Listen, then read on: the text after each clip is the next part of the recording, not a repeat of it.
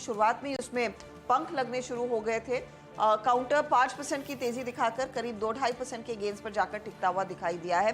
तो यहाँ पर ऊपरी लेवल से हमने देखा है कुछ कूल ऑफ नजर आया है। लेकिन एनबीएफसी स्पेस और बैंकिंग स्पेस पर ध्यान दीजिए।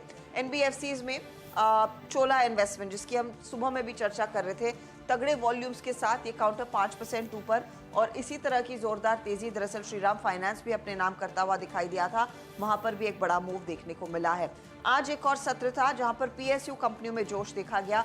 कॉनकॉर, बीईएल, भेल जैसे काउंटर्स थे जहां पर अच्छी तेजी और अच्छा फॉलो थ्रू देखा गया। इनफैक्ट भेल जैसे काउंटर्स, एनटीपीसी जैसे counters, power grid, PFC, REC जैसे काउंटर्स इस पूरे हफ्ते में धीरे धीरे करके अपनी चाल को और मजबूत कर रहे थे और वो कुछ विनिंग ट्रेड साबित होते हुए दिखाई दिए हैं। चलिए आपके लिए हीट मैप लेकर आएंगे, दिग्गजों का हाल अब आपके सामने पेश करते हैं।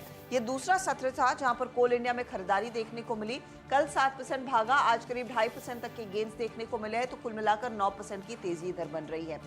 पीएसयूज में एनटीपीसी 2.5% ऊपर, बीपीसीएल में आप देखिए 2% तक के गेंस देखने को मिले।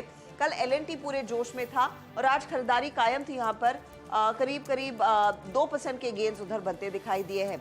ऑटो कंपनियां, टाटा मोटर्स, हीरो मोटोकॉर्प जैसे काउंटर्स, बजाज ऑटो जैसे काउंटर्स में खरीदारी का जोश देखने को मिला है। लेकिन रिलायंस इंडस्ट्रीज का एक अच्छा योगदान, आज करीब 1% का इजाफा। बैंकों में एक्सिस, इंडसइंड और एचडीएफसी, आईसीआईसीआई बैंक, कोटक सब पॉजिटिव टेरिटरी में 0.5% के ऊपर के गेंस लगभग ज्यादातर काउंटर्स ने आज के दिन दिखाए हैं।